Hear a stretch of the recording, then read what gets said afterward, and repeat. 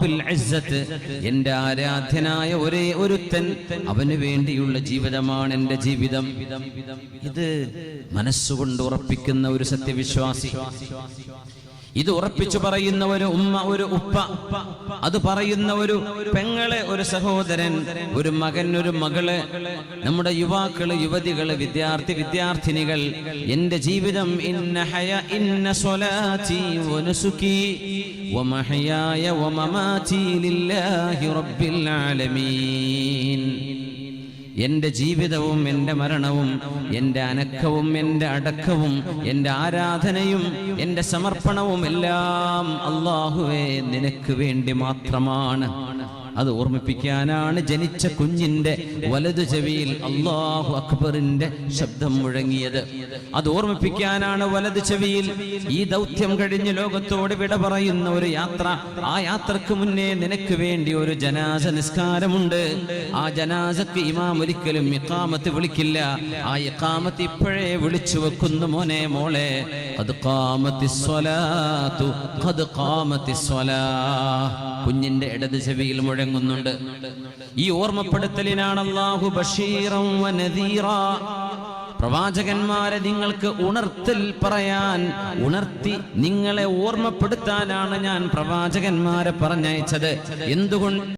ഞാനാണ് നിങ്ങളുടെ രക്ഷിതാവെന്ന് ഏഴാനാകാശങ്ങളുടെ അധിപനായ അല്ലാഹു, ആലമുൽ അർവാഹിൽ, നമ്മളൊക്കെ ആത്മാക്കളായി അല്ലാഹുവിന്റെ മുമ്പിലേക്ക് വന്ന ഒരു നേരത്ത്, ഖാല അലസ്തു ബിറബ്ബിക്കും, ഞാൻ നിങ്ങളുടെ റബ്ബല്ലയോ, ഞാനല്ലയോ നിങ്ങളുടെ രക്ഷിതാവെന്ന് അല്ലാഹു കോടിക്കണക്കിന് വരുന്ന മനുഷ്യരോട്, അവരുടെ ആത്മാവിനോട് സംസാരിച്ചപ്പോൾ ഖാലൂ ബലാ, നമ്മളൊക്കെ പറഞ്ഞിട്ടുണ്ട്, അതേ റബ്ബേ, നീ തന്നെയാണ് ഞങ്ങളുടെ യജമാനൻ. പക്ഷെ നമുക്കത് ഓർമ്മയില്ല. ഒരു വയസ്സുള്ള സമയത്ത് നമ്മൾ തട്ടിപ്പൊട്ടിച്ചത് നമുക്ക് ഓർമ്മയില്ലല്ലോ. അത് ചെയ്തിട്ടില്ല എന്ന് പറയാൻ വയ്യല്ലോ, നമുക്ക് ഓർമ്മയില്ല. ആലമുൽ അർവാഹിൽ നടന്ന ആ സംഭാഷണം ഓർമ്മപ്പെടുത്താനാണ് പ്രവാചകന്മാർ വന്നത്. അതുകൊണ്ടാണ് ഫദക്കിർ, അങ്ങ് ഓർമ്മപ്പെടുത്തുക നബിയെ. മുമ്പ് കേട്ടതല്ലേ ഓർമ്മപ്പെടുത്തുള്ളൂ, മുമ്പ് അറിഞ്ഞതല്ലേ ഓർമ്മപ്പെടുത്തുക, അല്ലെങ്കിൽ ആദ്യം കേൾക്കലല്ലേ, പഠിപ്പിക്കാന്നല്ലേ പറയാ. പ്രവാചകന്മാർ ഓർമ്മപ്പെടുത്താൻ വന്നതാണ്. അള്ളാഹുവിന്റെ മുമ്പിൽ നീ തന്നെയാണ് ഞങ്ങളുടെ രക്ഷിതാവെന്ന് നമ്മൾ സമ്മതിച്ചു പറഞ്ഞു പോന്നത്, മറന്നു പോകുന്നതിനെ ഓർമ്മിപ്പിക്കാൻ. ആ ലോകമാണിത്.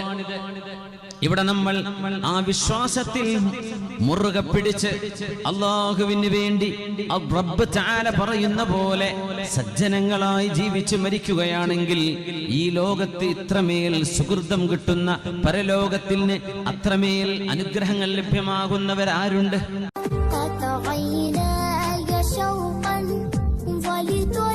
क्या आप भी अपने फोन में ഗ്രഹങ്ങൾ ലഭ്യമാകുന്നവരാരുണ്ട്?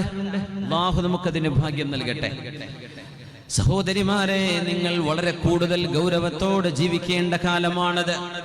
നിങ്ങളുടെ മനസ്സിൽ സ്നേഹവും അനുരാഗവും, ഒരുതരം സോഫ്റ്റ് കോർണർ, ഒരു തരത്തിലുള്ള സോഫ്റ്റ്നെസ് അല്ലാഹു നിങ്ങളുടെ സ്വഭാവങ്ങളിൽ, പ്രകൃതങ്ങളിൽ അല്ലാഹു വെച്ചിട്ടുണ്ട്. ആ ഒരു പ്രകൃതം ഒരുപക്ഷെ അല്ലാഹുവിനെ മാനിക്കാത്ത, അല്ലെങ്കിൽ പടച്ചതമ്പുരാനെ കുറിച്ച് ചിന്തിക്കാത്ത ഒരുത്തൻ നിങ്ങളുടെ അഭിമാനം പിച്ച് ചീന്താൻ വരികയാണെങ്കിൽ അതിന് നിങ്ങൾ വശം വരതരായി പോകരുത്. കാരണം നിങ്ങളുടെ ഏറ്റവും വലിയ ആഭരണമാണ് നിങ്ങളുടെ വിശ്വാസവും നിങ്ങളുടെ ലജ്ജയും നിങ്ങളുടെ ആത്മവിശുദ്ധിയും ചാരിത്രശുദ്ധി. അത് നഷ്ടപ്പെടുത്തരുത്. അങ്ങനെ ഒരു ഉമ്മയാണ് വീട്ടിലുള്ളതെങ്കിൽ, ആ ഉമ്മയുടെ തർബിയത്ത് കിട്ടിയിട്ടാണ് മക്കൾ വളരുന്നതെങ്കിൽ ആ സമുദായം എത്ര നല്ല സമുദായമാണ്. നമ്മൾ അറിയണം, നമ്മൾ അനുഭവിക്കുന്ന പ്രയാസങ്ങളുടെ ആയിരക്കണക്കിന് മടങ്ങ് ഇരട്ടിയാണ് നമ്മുടെ മുൻഗാമികൾ നമുക്ക് വേണ്ടി സഹിച്ചു പോന്നത്. ഉമ്മു ശരീഖ് റളിയല്ലാഹു അൻഹയെ, സഹോദരിമാരെ, സഹോദരങ്ങളെ, നമ്മൾ ഓർക്കണം. ഗസിയ ബിൻതു ജാബിർ ഇബ്നു ഹകീമുൽ ഖുറശിയ അൽ ആമിരിയ റളിയല്ലാഹു തആല അൻഹ. ഉമ്മു ശരീഖ് റളിയല്ലാഹു അൻഹ, ഗസിയ എന്നാണ് അവരുടെ പേര്. ഉമ്മു ശരീഖ് അവരുടെ കുഞ്ഞത്ത് നാമം. ഗസിയ ബിൻതു ജാബിർ ഇബ്നു ഹകീമുൽ ഖുറശിയുൽ ആമിരിയ റളിയല്ലാഹു അൻഹ. തന്റെ ഭർത്താവ് ഇസ്ലാം സ്വീകരിച്ച് തന്റെ ഭർത്താവ് ഇസ്ലാം സ്വീകരിച്ച് ആ ഭർത്താവ് മദീനയിലേക്ക് അഷ്റഫുൽ ഖൽഖിന്റെ കൂടെ ഹിജ്റ പോയപ്പോ ഭർത്താവിന്റെ വീട്ടുകാര് മഹദിയായ ഉമ്മു ശരീഖ് റളിയല്ലാഹു തആല അൻഹയെ പിടിച്ചു വെക്കുകയാണ് ഉണ്ടായത് മക്കയിൽ. നീയും മുഹമ്മദ് നബിയുടെ കൂടെ കൂടിയിട്ടുണ്ടോ? അഭിമാനത്തോടുകൂടെ. സാധാരണ എന്തോ ഇല്ലല്ല, ഞാനില്ല.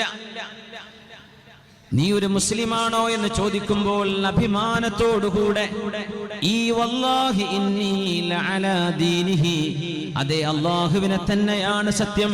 എന്റെ ഭർത്താവിന്റെ മതമേതോ അതിലപ്പുറം എന്റെ റസൂൽ കൊണ്ടുവന്ന മതമേതോ ആ മതത്തിലാണ് ഞാൻ എന്ന്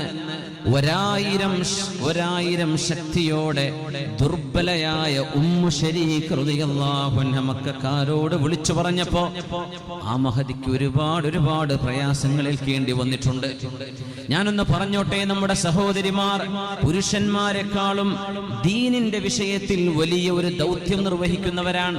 അവര് ശരീരം മറച്ച് അച്ചടക്കത്തോടെ